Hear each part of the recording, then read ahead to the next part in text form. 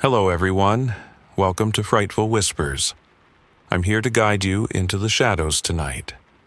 I know you're using this video to unwind and drift off to sleep. So, before we begin, don't forget to like the video and subscribe to the channel. Where are you watching from? And what time is it for you? Now, get cozy, relax, and let the whispers of the night take over. It was a quiet afternoon. The kind where the world outside seems to pause for just a moment, allowing me to find some peace in my little apartment. I'd been living here alone for a while now, and solitude had become something of a comfort, something I craved. My tea was cold now, but I still held the cup, the warmth of it seeping into my fingers as I stared absent-mindedly out of the window. The apartment itself was nothing special. A small, humble space tucked away on a quiet street. The kind of street where nothing ever happens. The houses across from me were all old, some falling apart, some just forgotten. It was the sort of neighborhood where the mundane ruled, and it was safe to think that nothing could go wrong. Except, something had been feeling off. At first, it was barely noticeable. A shift in the air, like a draft that shouldn't have been there. Then it grew, this feeling of unease that crept up on me, quiet but persistent, gnawing at the back of my mind.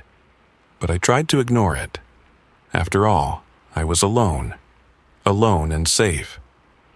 So I turned my attention back to the window, back to the streets outside where everything seemed still. But then, across the street, I saw him. It was impossible at first, something that made me blink and rub my eyes, but when I looked again, there he was. Standing in the upstairs window of that decrepit house that had been abandoned for as long as I could remember. A man, just standing there. I could barely make him out, just a dark shape against the grimy window. His form was shadowed, blurred by the dirt and dust of years of neglect. I told myself it was nothing, just a trick of the light. Maybe someone had moved in, but even as I tried to rationalize it, the feeling settled in deeper. There was something wrong about it, something unsettling. He didn't move, not once, and he was staring directly at me. His gaze was unwavering, like he knew I was there, like he knew I was looking at him. I didn't want to believe it. I didn't want to think about it too much. So I turned away. But when I looked back, he was still there, and my heart dropped into my stomach. I should have just ignored it. I should have told myself I was being paranoid. But the more I tried to dismiss it, the more I felt like something was pressing against me. Something suffocating. That's when it happened. He raised his hand. Slowly. It was too deliberate, too unnatural. The motion was like a puppet, jerky and stiff. His fingers twitched and then stretched out, too far, too slow, and that's when I realized he wasn't just standing there anymore. He was waiting. I froze, my heart hammering in my chest. My hand, almost against my will, lifted toward the window. I couldn't help it. I don't know why, but my fingers moved, trembling, hovering above the glass as if to return some kind of greeting. I knew it was wrong. I knew I should have turned away, but I couldn't break the connection. His fingers twitched again, more pronounced, almost pulling at the air itself. His gesture a grotesque, exaggerated wave. I couldn't breathe. I couldn't think. Everything around me seemed to grow still, like the world had paused. And just as suddenly as it started, I pulled my hand back, my body jerking with the force of it. My skin crawled. I couldn't look away, not yet. But then something shifted. Something moved inside me, deep in the pit of my stomach. It was like the room itself was closing in. A heavy weight pressed against my chest, suffocating me. I didn't want to look, but I couldn't stop myself. There he was again. But this time, something was different. He stepped away from the window. The room went still. I swear I could feel him moving, I could feel him there, just beyond the threshold of the window. The man who had been standing there for so long, his gaze fixed and unblinking, was now gone. Vanished. For a moment I thought maybe he had left. Maybe I had imagined the whole thing. Maybe it was just some odd occurrence that didn't need to be dwelled on. But then I heard it. A soft creak. A movement behind me. I whipped around. My breath caught in my throat. And there he was. Not in the window, not across the street, but in my living room. He was standing there, his form too still, too silent, the same unnerving figure from across the street. Only now, he was closer. My blood turned to ice as I took in the sight of him. His features hidden in shadow, his posture unnaturally rigid, as though he wasn't fully part of this world. And his eyes, even though I couldn't see them clearly, I could feel them. Cold, empty, and unblinking. I don't remember how long I stood there, frozen. My feet wouldn't move, my breath wouldn't come. And before I could scream, before I could run, he took a step toward me. And that was the last thing I remember. I woke up the next morning, alone. The apartment was empty, and across the street a new figure stood in the window. I wish I could tell you that I had just been imagining things, that it was all some weird, freaky coincidence, but that wouldn't be the truth. And I'm not here to lie to you. What happened to me, what is happening to me, is real. It started off subtle. Too subtle, almost like I could explain it away. I had been living in my little apartment for a while, enjoying the silence, the solitude. It was the perfect place to escape, to let go of the noise of the outside world. But, as you know, when you're alone for too long, you start to hear things, feel things, things that aren't really there. That's what I thought it was at first. Just the creeping feeling of being watched. I ignored it. I told myself it was nothing. The little noises, the cold spots, the way my breath would catch in my throat sometimes when the apartment felt too quiet. But it wasn't just in the air anymore. No, it started across the street. I'm sure you've seen the house, the abandoned one. Across the street, the one that's been there as long as I've lived in this place. It was the kind of house you forget exists until you're forced to look at it. The windows were grimy, the lawn was a mess, and the house itself looked like it hadn't been touched in years. It was the perfect place for the kind of thing that doesn't move, doesn't speak, doesn't die. It just waits. I saw him for the first time one afternoon. I didn't think much of it at first. It was just a shadow in the window, a fleeting shape behind the curtain. But the moment I caught sight of him, I couldn't look away. I thought maybe it was just my mind playing tricks, a trick of the light or maybe the wind swaying the curtains. But the more I looked, the more certain I became. Someone was standing there, staring at me, and I wasn't the only one who noticed. It was as though, for the first time, the whole world had stopped moving, and there was just him watching. It wasn't even just a casual glance. He was staring at me with this unnerving stillness, like he was waiting for something, watching me as if I were the only thing that mattered. I felt the blood drain from my face. I felt the air go still, thickening, pressing down on my chest. I wanted to move, to turn away, but something held me in place. I could feel his gaze. I could feel it as though his eyes were burning through my skin, marking me. I told myself it was nothing. I had to. But the next day, he was there again, and the day after that, same position, same unblinking stare. It was too consistent to be a coincidence, too deliberate to be just some passerby. He was watching me. I was sure of it. I couldn't take it anymore. I had to know. I asked the neighbors. anyone who might know something about the house, about the man I had been seeing every day. I was hoping someone would give me some rational explanation, something that would make sense of the whole mess. But no one knew anything. They all insisted the house had been abandoned for years. No one lived there, not a soul. But still, there he was, standing, always staring. It was on the fourth night, after my mind had started to unravel a little, that I couldn't resist any longer. I went to the window again, almost against my will, driven by some deep, primal need to understand. I don't know what made me do it. Maybe it was the fear of what would happen if I didn't.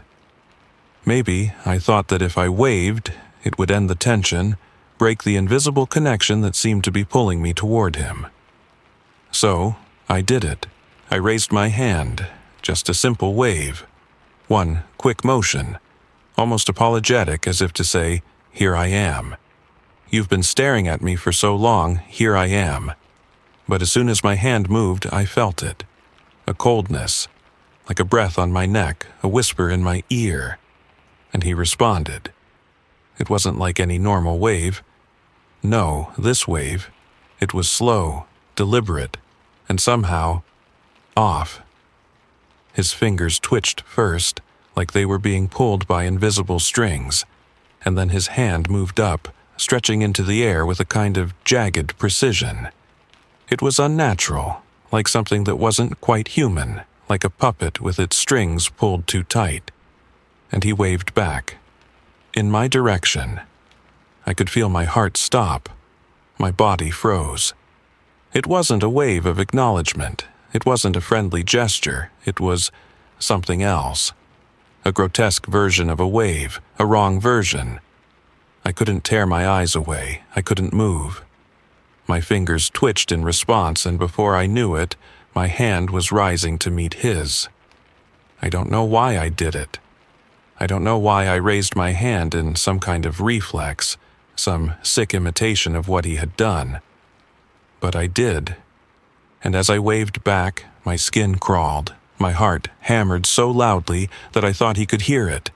His hand didn't move like a normal person's. No, it jerked, unnaturally. His fingers twitched, stretching out in an unnatural wave, as if he was struggling to mimic the action. It was wrong, so wrong. The movement was too slow, too deliberate, and every inch of it screamed that it wasn't real. I pulled my hand back, quickly, too quickly. My breath was shallow, my body shaking. I couldn't look away. I didn't want to look away, but he didn't stop. He just kept waving. He kept his hand raised, fingers twitching, the whole thing so unnervingly mechanical that it felt like something alive, but dead at the same time. Something waiting for me to finish what he had started. And that was when I realized. This wasn't over. This wasn't something I could walk away from. He was waiting for me, just as he had always been, waiting to make his move. And now I was caught in it, in his game. I don't know how long I stood there, my breath quick and shallow, my heart pounding like a drum. I had just invited him into my life, and I could feel it, the change, the shift. It wasn't over, it had only just begun. I should have listened to that creeping feeling, that voice in my head that told me something was wrong, but I didn't. I had to know. I had to understand what was happening across the street, why that man was always there, staring into my apartment as if he could see through the walls, through the curtains. And that house, it had to hold answers. I couldn't sleep anymore. I couldn't focus. It was impossible to ignore the house, the figure, and the growing terror that clung to me like a second skin. I had to know what was really going on. I had to find the truth. I couldn't let myself be consumed by fear. So, I threw on my jacket, trying to ignore the shaking of my hands as I fastened it. The cold air outside was a sharp contrast to the heat of the apartment. The moment I stepped outside, a shiver ran down my spine. The sky was a dull gray, the clouds heavy and low, as if the world itself was holding its breath. As I walked down the street, I tried to calm my racing thoughts, but every step felt like I was getting closer to something I didn't want to find. I looked across the street, almost expecting to see him there, the figure in the window, and sure enough, there he was, the man, standing perfectly still, just as he had been for days, staring out from that darkened window. It was too much. It felt like he was waiting, and I couldn't take it anymore. I walked faster, hoping to escape the feeling of his gaze pressing into me.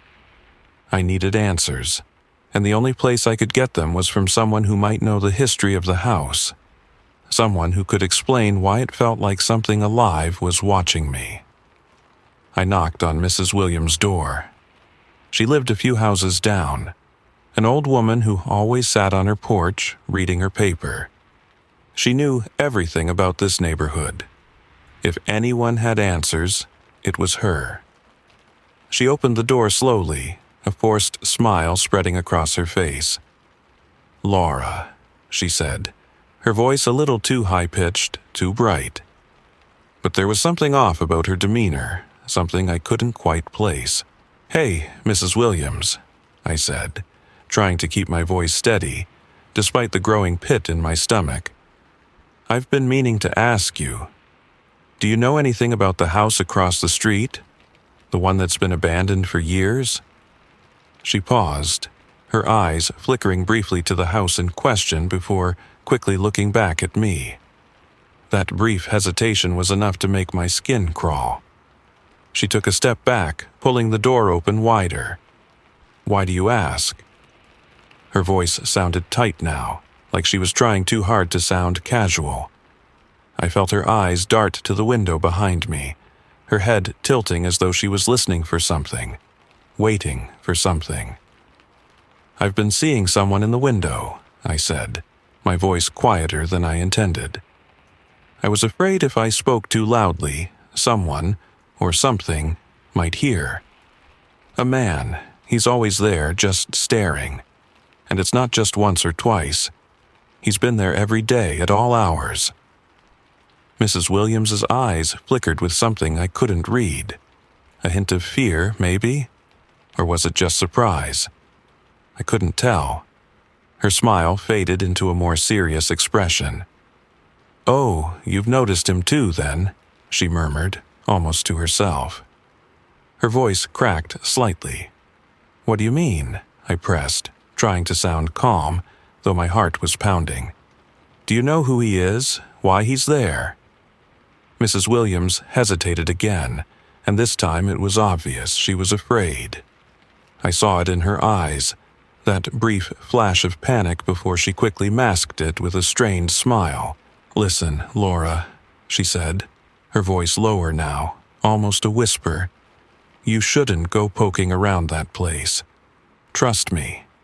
It's not like you think. That house, it's got a reputation. People talk about it. People who've lived near it, people who've moved in there. They don't last long." My stomach twisted in knots. "What do you mean? What's wrong with the house? Why is it empty? Why is he always there?" She glanced around, as if making sure no one was listening, and then leaned closer.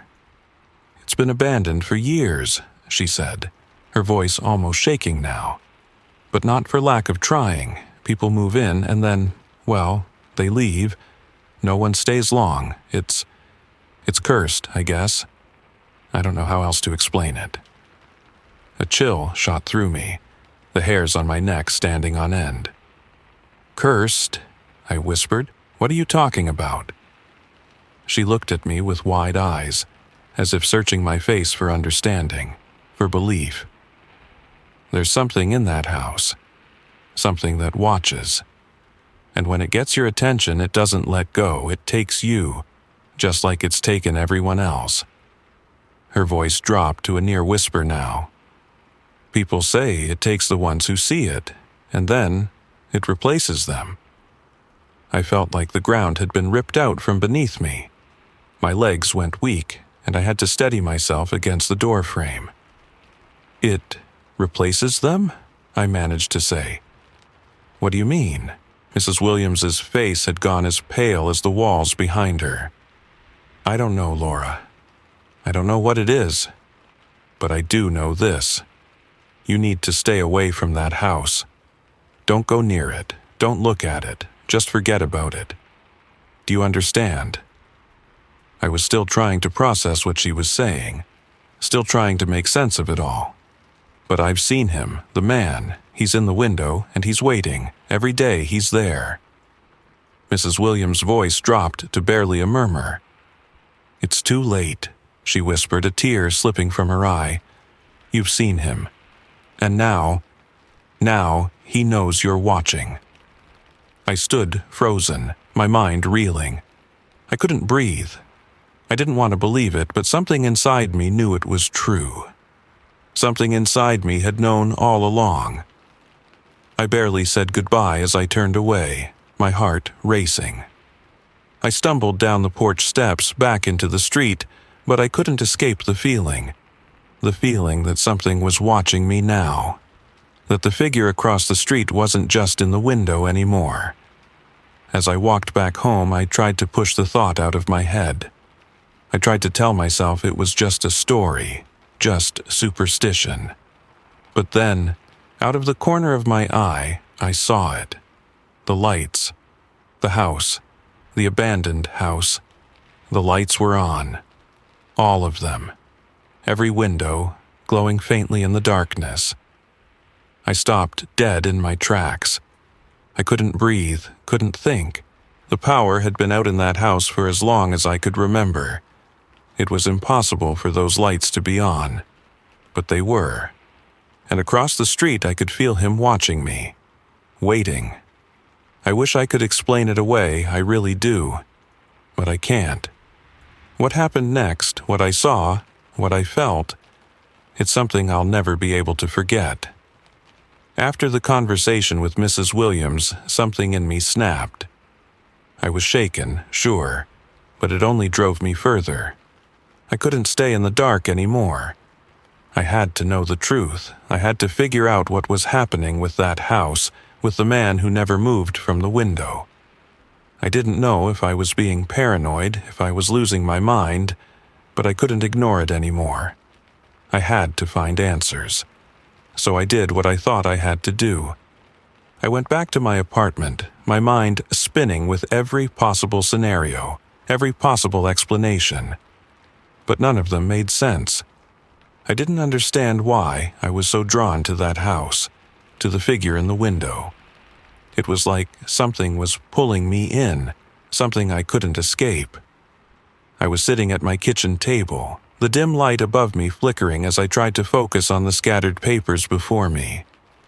I thought maybe if I distracted myself with work, I could push the thoughts away. But the more I tried, the more I could feel it. This growing unease, a presence that had settled into the pit of my stomach and wouldn't leave. I couldn't escape the feeling that I was being watched, that he was still watching. I don't know what made me go to the window. Maybe it was the silence, the heavy weight of the air around me. Maybe it was the fact that I just couldn't ignore it anymore. Whatever it was, my body moved before my mind could catch up. I walked to the window, pulled the curtains back just enough to peek outside, and then my heart stopped. The lights! Across the street in that abandoned house, the lights were on. Every window, every single one, flickering with that cold, unnatural glow. I stood there, frozen, my mind racing. It didn't make sense. I knew the house had no electricity. I knew no one had lived there for years. But there they were, the lights, glowing faintly from inside. There was no mistaking it. They were on. Every single light in the house. My breath hitched in my throat, and I stepped back instinctively, like something was pulling me away. My hands were shaking. I couldn't tear my eyes away from the house, from the lights. They were so bright, too bright, like they were pulling me in, drawing me closer. I felt the urge to turn away, to go back to my safe little world inside, but my feet wouldn't move. I was rooted to the spot, staring across the street, waiting for something to happen. And then, as if the house was taunting me, I saw it. A movement, a shadow, just behind the curtains. At first, I thought it was just the play of light and shadow, but no. No, it was too deliberate, too real. There was someone in that house. Someone had moved. A cold sweat broke out across my skin, and my heart hammered in my chest.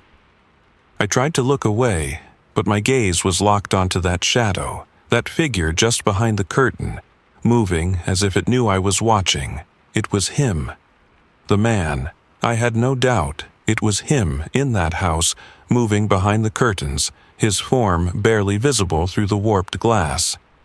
He wasn't just standing there anymore, he was inside the house. I felt the floor beneath me tilt, my world shifting in a way I couldn't comprehend. My pulse raced. My breath was shallow. The lights, those goddamn lights, flickered again, brighter this time, blinding. My mind was screaming at me to turn away, to stop looking, but I couldn't. I couldn't pull myself from the window. And then everything went dark. The lights went out, every single one. The house, once glowing with life, was swallowed by darkness. Every window, every light vanished in an instant. I stumbled back, my hands gripping the windowsill as if it could anchor me to something solid. The silence that followed was suffocating. The house was dark again, as it had always been. But in that stillness I could feel it. I could feel him. I took a breath, trying to steady myself. It had to be a trick of the light, a mistake, something I was imagining. But before I could convince myself to look away, a single light flickered back to life. One window, the top one, I felt it. The presence that had been there before, like a dark cloud that had settled over everything. It wasn't just the light that had come back, it was him. Behind that window, the shadow, his form, standing there, unmoving, watching me. My blood ran cold as I stared at him, my heart lodged in my throat. I could feel his eyes, even though I couldn't see them. I could feel his gaze, cold and unblinking, like he knew everything about me, everything I was feeling. Like he had been waiting for this moment, for me to look up and see him. I should have turned away, I should have run, but I couldn't. I was paralyzed, caught in his stare. I knew, deep down, that it wasn't just a man anymore. It was something else. Something dark, something wrong. And then, just as quickly as it had appeared, the light in that window went out.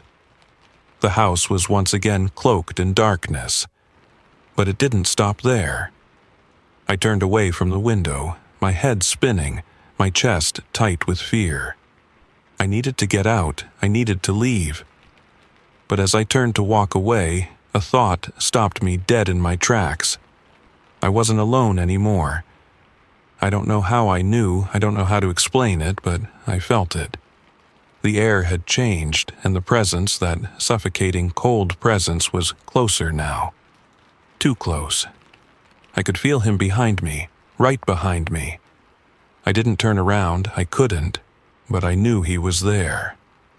I could feel him, standing just inches from me, waiting, watching.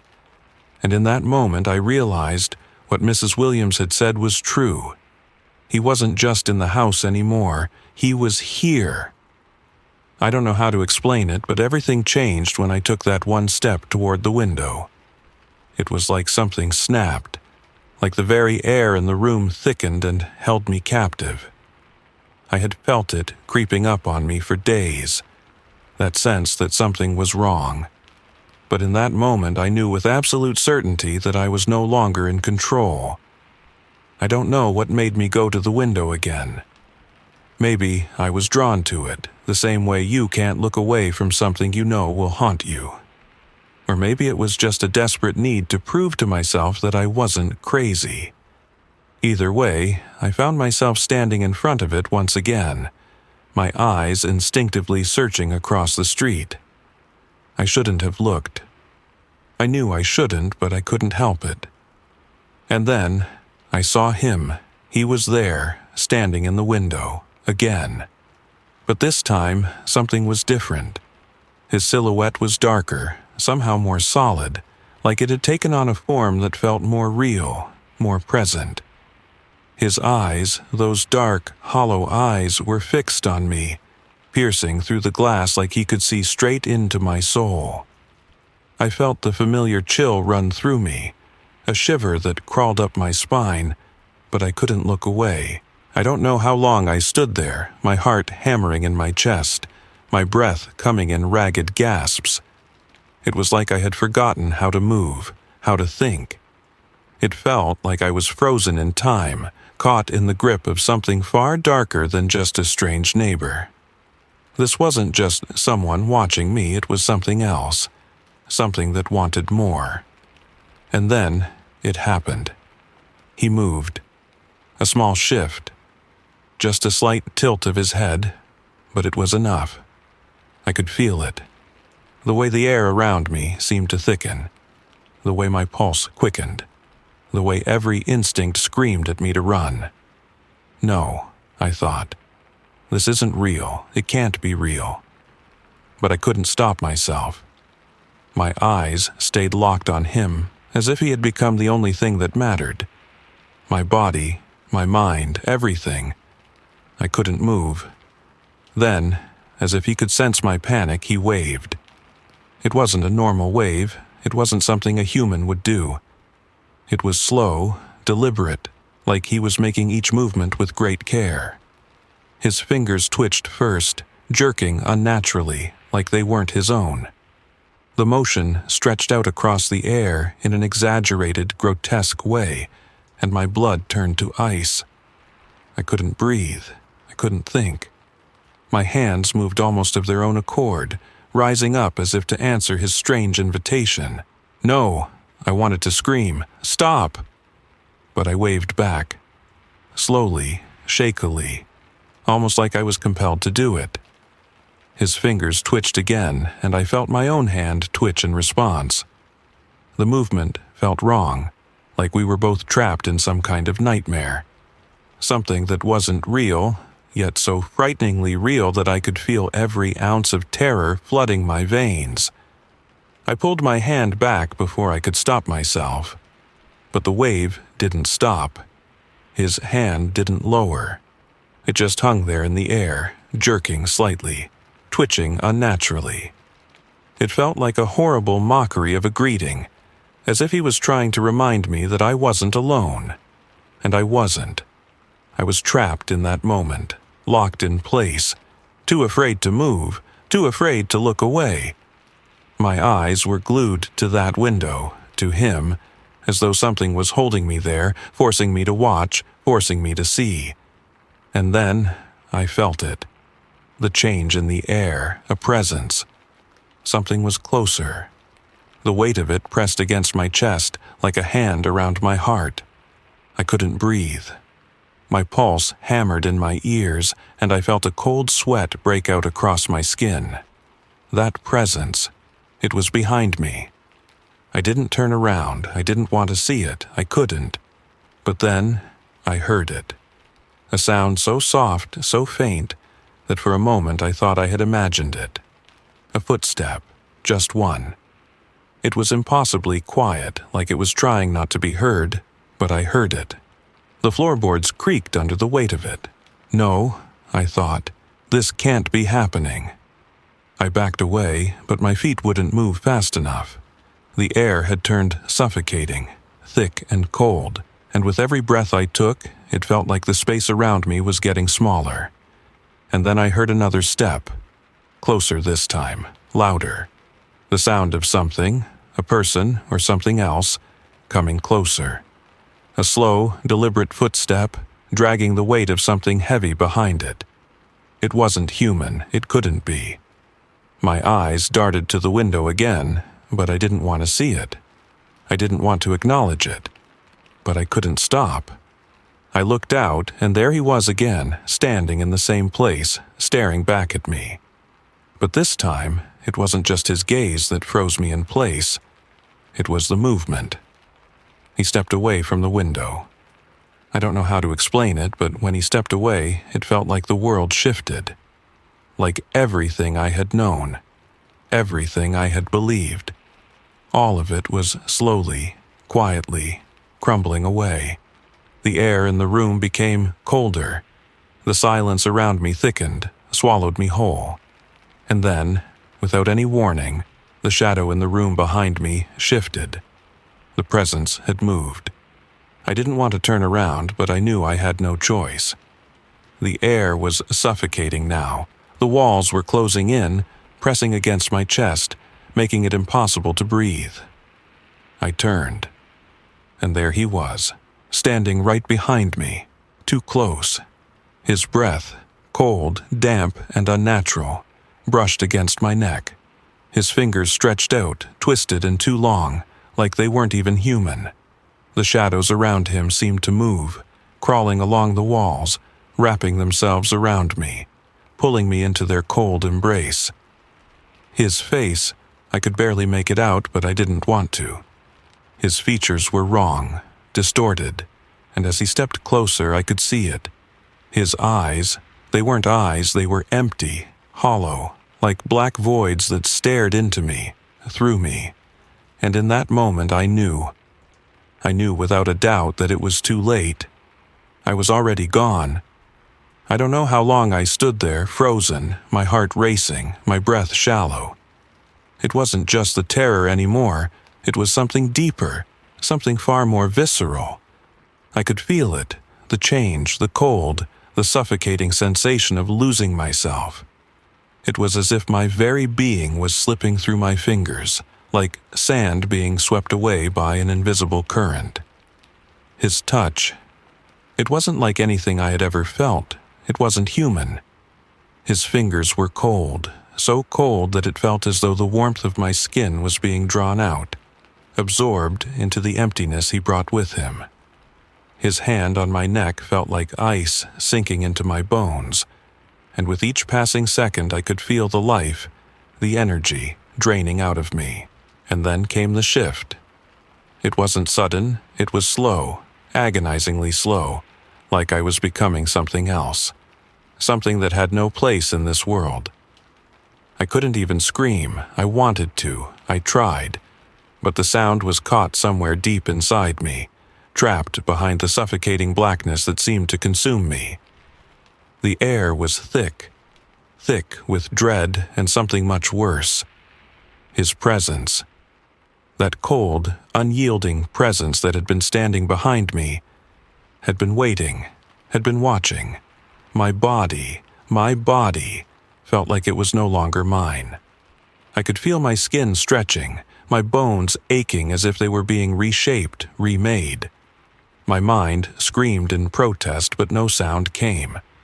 I wanted to run, to tear myself away from him, but my legs wouldn't move. My hands trembled, but they didn't respond.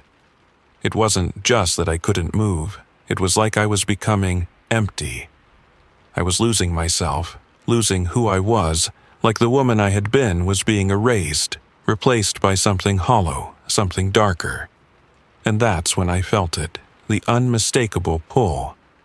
It wasn't just in my body, it wasn't just my flesh changing, it was inside me, deeper than my skin, deeper than my thoughts. I felt my essence being sucked away, replaced by something else. His presence, his coldness, it seeped into my very soul, turning everything I had ever been into nothing.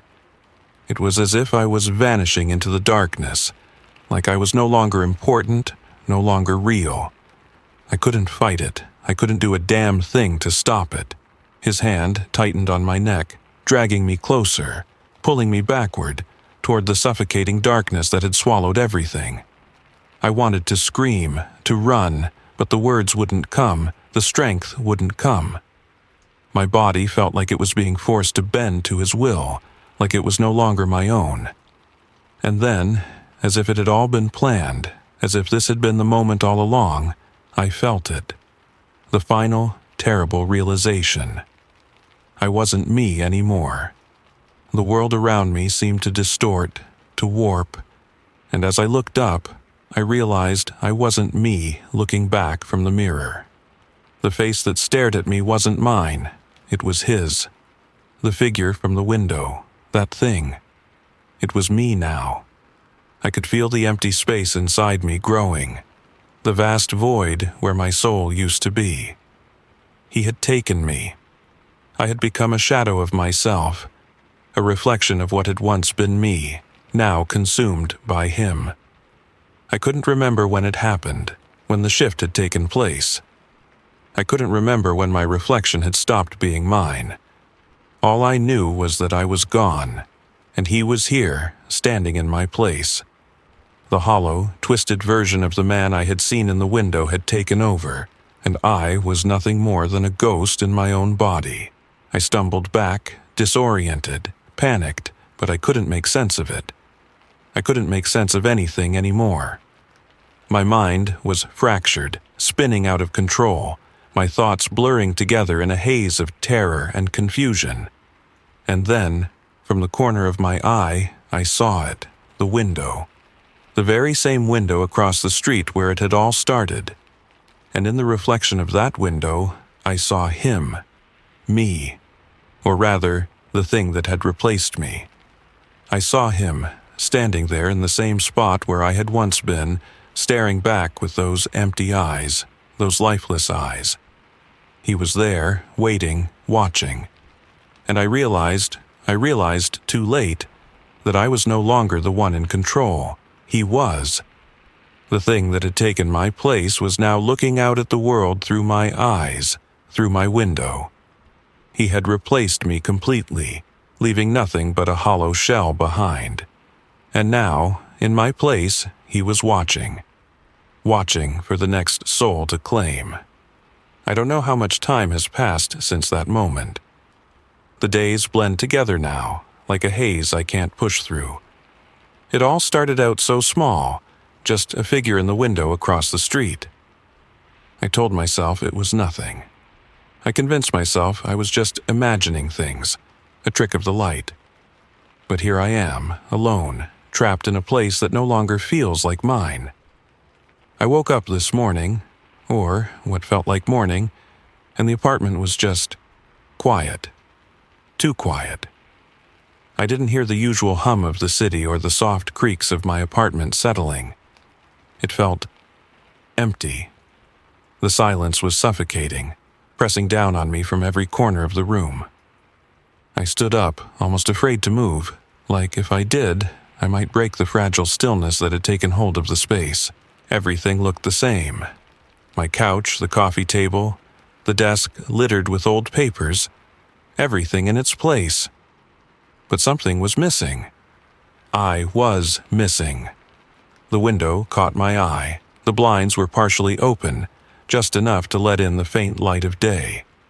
The view outside was the same. The street, the houses, the familiar stretch of pavement I had walked countless times.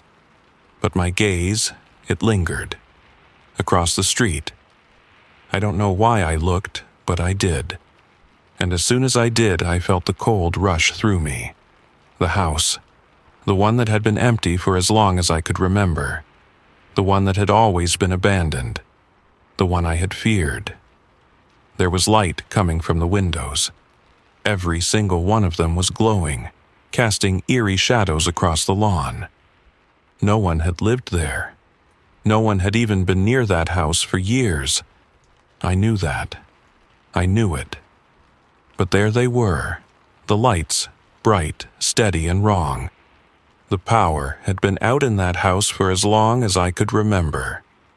There was no way that those lights could be on. But they were. And my breath caught in my throat as I stared at them, my mind trying to rationalize it, trying to make sense of it. But I couldn't. I couldn't make it go away. The lights flickered once, then twice, and then I saw it. The figure. It was standing there, in the window I knew all too well. The same window where I had watched, where I had seen him.